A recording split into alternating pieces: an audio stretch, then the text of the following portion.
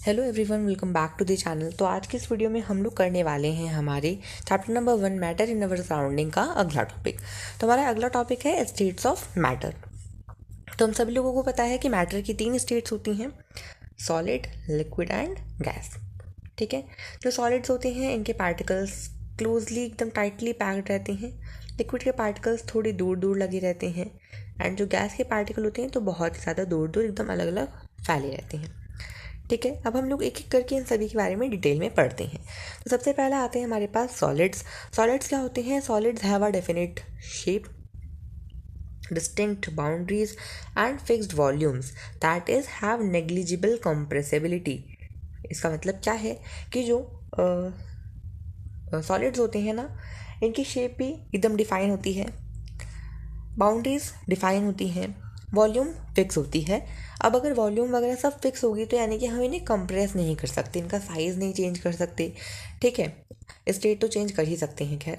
तो ये इसका मतलब क्या है कि कंप्रेसिबिलिटी बिल्कुल क्या है, नेग्लिजिबल है, इनको बिल्कुल भी हम कंप्रेस नहीं कर सकते हैं।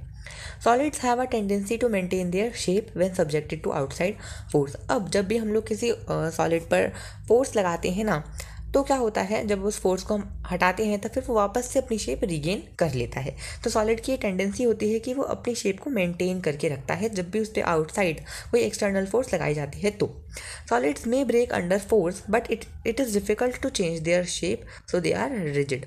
शेप चेंज करने में काफ़ी दिक्कत होती है सॉलिड्स की। ज़्यादा फोर्स अगर लगाएंगे हम तो वो टूट सकते हैं।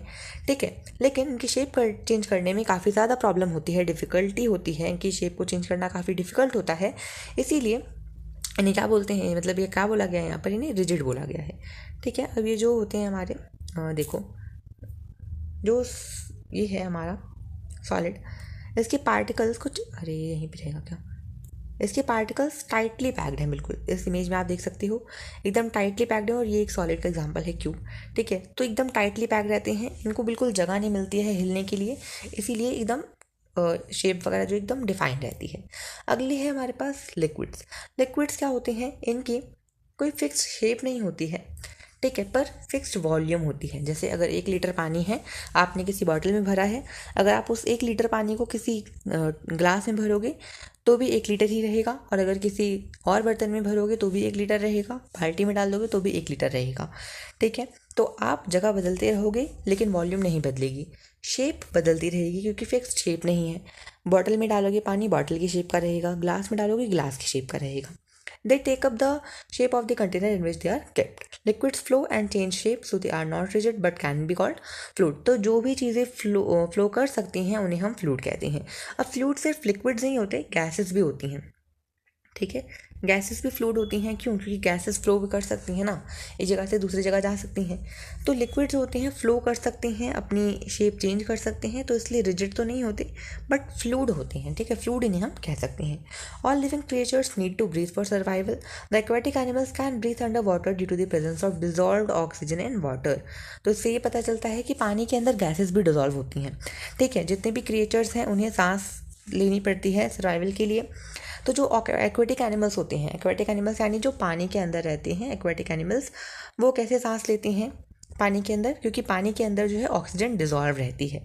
ठीक है। तो हम लोग क्या कह सकते हैं कि जो सॉलिड, लिक्विड्स और गैसेस होते हैं ये लिक्विड्स के अंदर डिफ्यूज़ हो सकते हैं। ठीक है। Solids, liquid and gases can diffuse into liquid. Diffuse के बारे में हम लोगों ने पिछली वीडियो में देखा था। क्या होता है डिफ्यूज़ का मतलब कि कोई सी भी स्टेट ऑफ मैटर दूसरी स्टेट ऑफ मैटर में अगर मिक्स हो सकती है तो उसे हम डिफ्यूज़ होना कहते हैं।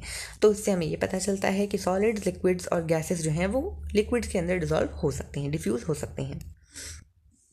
तो ये हैं हमारे वाटर के पार्टिकल्स। देखो, वाटर के पार्टिकल्स अलग अलग हैं। ठीक है। और ये जो एरो बना हुआ है ना, इनकी मूवमेंट शो कर रहा है, यानी इससे मतलब ये दिखाया गया है यहाँ पर कि जो वाटर होता है इसके पार्टिकल्स मूव कर सकते हैं, इनके पास इतना स्पेस होता है कि ये नॉर्मली मूव करते रहते हैं। ठीक है। थर्ड स्टेट आती है हमारे पास गैस। गैसेस क्या होती हैं? गैसेस की ना ही कोई फिक्स्ड वॉल्यूम है, नो फिक्स्ड वॉल्यूम, बाउंड्रीज भी फिक्स नहीं है, और जो फोर्स ऑफ अट्रैक्शन होती है वो बहुत वीक होती है, इसलिए इनके पार्टिकल्स एकदम दूर दूर रहते हैं। अब क्योंकि इनके पार्टिकल्स दूर दूर हैं, कोई फिक्स्ड शेप नहीं है, फिक्स्ड वॉल्यूम नहीं है, इसलिए हाईली कंप्रेसिबल होती हैं as compare to solids and liquids. इन्हें हम कंप्रेस कर सकते हैं, जैसे कि CNG, कंप्रेस्ड नेचुरल गैस। ठीक है, तो इसको क्या किया जाता है, कंप्रेस करा जाता है नेचुरल गैस को, तो वो CNG बनती है। सिमिलरली जो हमारे घरों में यूज़ होती है LPG, लिक्विफाइड पेट्रोलियम गैस, तो वो भी क्या है, गैस को कंप्रेस करा गया है, लिक्विड बनाकर सिलेंडर में फिल किया गया है। फिर जब हम लोग उस गैस को यूज़ करते हैं तब फिर वो प्रेशर चेंज आता है, जिसकी वजह से वो लिक्विड गैस वापस से गैसेस स्टेट में चेंज होती है। ये हम आगे पढ़ेंगे कि प्रेशर की वजह से कैसे स्टेट चेंज हो सकती है। अब हाई कंप्रेसिबिलिटी की वजह से ज़्यादा गैस स्टोर करी जा सकती है एक छोटे से सिलेंडर में और इजीली ट्रांसपोर्ट कर सकते हैं। अब क्योंकि कंप्रेसिबल है तो लार्ज वॉल्यूम ऑफ गैस को कंप्रेस करके एक छोटे से सिलेंडर में रखकर इजीली ट्रांसपोर्ट कर सकते हैं। सबसे बेस्ट एग्जांपल है हॉस्पिटल्स। हॉस्पिटल्स में क्या होता है कि जो ऑक्सीजन गैस के सिलेंडर्स होते हैं उन्हें कंप्रेस किया जाता है, ऑक्सीजन गैस को सिलेंडर में फिल करके फिर हॉस्पिटल ट्रांसपोर्ट कर देते हैं। ठीक है, अब अरोमा यहाँ पर लिखा हुआ है, बताता हूँ मैं क्या है। The particles of the aroma of food mix with the particles of air spread from the kitchen reach us and even farther away.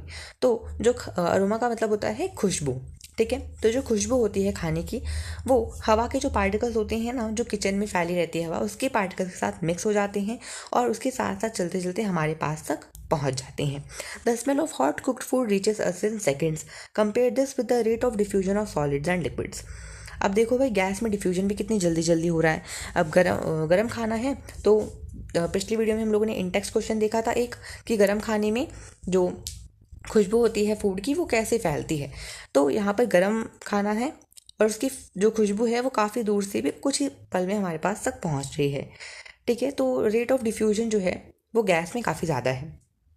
Due to high speed of particles and large space between them, gases show the property of diffusing very fast into other gases.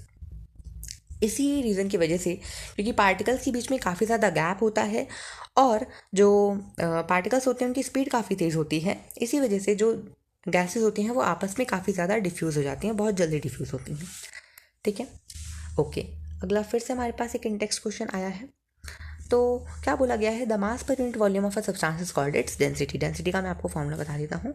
Density का formula होता है mass upon में volume. ठीक है, ये density का formula होता है, मास अपॉन में वॉल्यूम। क्या बोला गया है, arrange the following in increasing order of density. तो इंक्रीजिंग ऑर्डर में लगाना है, यानी कि जिसकी डेंसिटी सबसे कम है वो सबसे पहले आएगा। सबसे पहला है एयर, फिर है एग्जॉस्ट फ्रॉम चिमनीज, फिर है हनी, फिर है वाटर, फिर है चॉक, देन कॉटन, फिर आयरन। तो देखो किसकी डेंसिटी सबसे कम है, एयर की डेंसिटी सबसे कम है। तो इनको सो सॉरी, तो ये हो जाएगा हमारा 1। ठीक है, सबसे पहले कौन आ रहा है, एयर आ रहा है। ठीक है, इनको हम नंबर दे देते हैं 2, 3, 4, 5, 6, 7।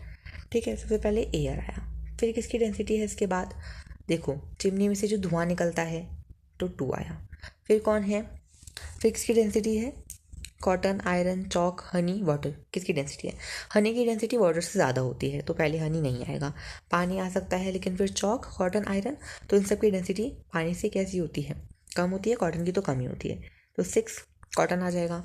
इसके बाद फिर कौन आएगा, फिर आएगा चॉक, नहीं चॉक तो डूब जाता है पानी में, पानी आएगा, फिर आएगा चॉक, फिर आएगा हनी और लास्ट में आएगा हमारा आयरन, लोहा। ठीक है, तो इसी तरह से अरेंज करना था बस इसको। अगला, tabulate the differences between states of matter. तो स्टेट्स ऑफ मैटर के बीच में डिफरेंस बताना है। 3 स्टेट्स हैं, सॉलिड, लिक्विड, गैस। तो हम लोगों ने अभी इनकी प्रॉपर्टीज़ देखी हैं, आराम से आप लोग कर सकते हो डिफरेंस। तो सॉलिड के पार्टिकल्स जो हैं काफ़ी टाइटली पैक्ड होते हैं, क्लोजली पैक्ड होते हैं। लिक्विड के पार्टिकल्स थोड़े दूर दूर रहते हैं। गैस के पार्टिकल्स जो होते हैं काफ़ी बहुत ज़्यादा दूर दूर रहते हैं। सॉलिड में फोर्स ऑफ अट्रैक्शन काफ़ी हाई होता है, लिक्विड में थोड़ा कम होता है, गैस में काफ़ी ज़्यादा कम होता है। लिक्विड में गैसेस, सॉलिड्स, लिक्विड सब डिफ्यूज़ हो सकते हैं। गैस का जो रेट ऑफ डिफ्यूजन है सॉलिड और लिक्विड्स के कंपेरिजन में काफ़ी ज़्यादा हाई होता है। ठीक है, सेकंड क्वेश्चन में क्या बोला गया, मतलब सेकंड पार्ट में, comment upon the following, rigidity, compressibility, fluidity, filling a gas container, shape, kinetic energy and density. तो बेसिकली रिजिडिटी क्या होती है, रिजिडिटी सॉलिड्स की एक प्रॉपर्टी है, ठीक है। इसमें क्या होता है कि वो अपनी शेप को चेंज नहीं करते हैं ईजिली, उनकी शेप को चेंज करना काफ़ी टफ होता है, काफ़ी डिफिकल्ट होता है, इसलिए उन्हें हम रिजिड बोलते हैं। रिजिड का मतलब काफ़ी स्ट्रॉन्ग, टफ, ठीक है। अगला है कंप्रेसिबिलिटी। तो कंप्रेस किसे करते हैं, गैसेस को करते हैं। तो ये गैसेस की एक प्रॉपर्टी है, क्योंकि उनकी कोई फिक्स्ड वॉल्यूम नहीं होती है, इसलिए उन्हें हम ईजिली कंप्रेस कर सकते हैं। नेक्स्ट है फ्लूडिटी। तो फ्लूडिटी जो है बेसिकली फ्लूइड्स मतलब फ्लूइड्स की प्रॉपर्टी है, और फ्लूइड्स हमारे गैस और लिक्विड दोनों होते हैं, क्योंकि दोनों ही फ्लो कर सकते हैं। तो यहाँ पर हम लिख सकते हैं कि जो फ्लूडिटी है वो फ्लूइड्स की प्रॉपर्टी है, और इस प्रॉपर्टी में क्या होता है कि जो सब्सटेंस है वो फ्लो कर सकता है। अगला है फिलिंग गैस कंटेनर।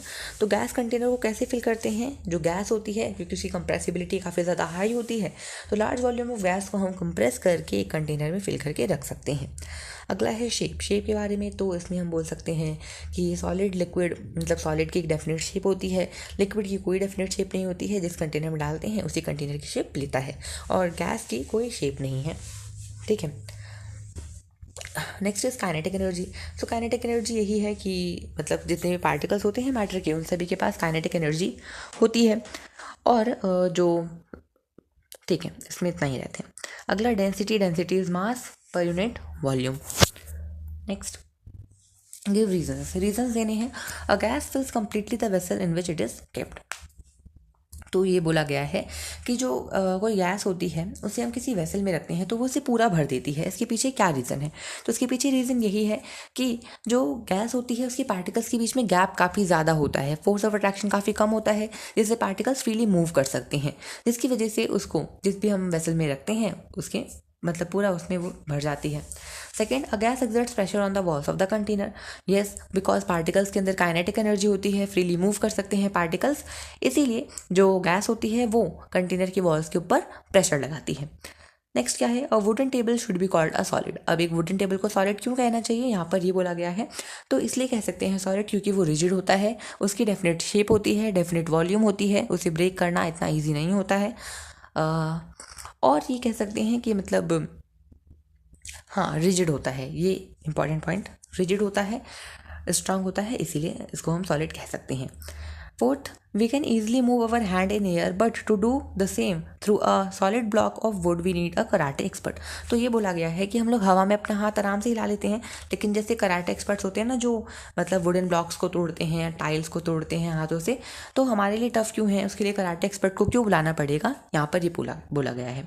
तो हमारे लिए हवा में हाथ हिलाना इसलिए ईजी है क्योंकि एयर के पार्टिकल्स दूर दूर होते हैं, अलग अलग होते हैं, इसलिए हम लोग आराम से अपना हाथ हिला सकते हैं, फोर्स ऑफ अट्रैक्शन कम होता है, कोई डेफिनेट शेप नहीं है, कोई फिक्स्ड वॉल्यूम नहीं है, आराम से खुला खुला घूमते रहते हैं। लेकिन जो सॉलिड ब्लॉक होता है उसकी डेफिनेट शेप होती है, पार्टिकल्स काफ़ी क्लोज रहते हैं, जिस वजह से उस पर हम लोग मतलब अपना हाथ ईजिली उसमें हम पास नहीं कर सकते। अगला, liquids generally have lower density as compared to solids, but you must have observed that ice floats on water. Find out why. तो यहाँ पर ये बोला गया है कि लिक्विड की जो डेंसिटी होती है ना वो सॉलिड से कम होती है, लेकिन आपने ये देखा होगा कि जो बर्फ़ होती है वो वाटर के ऊपर फ्लोट करती है।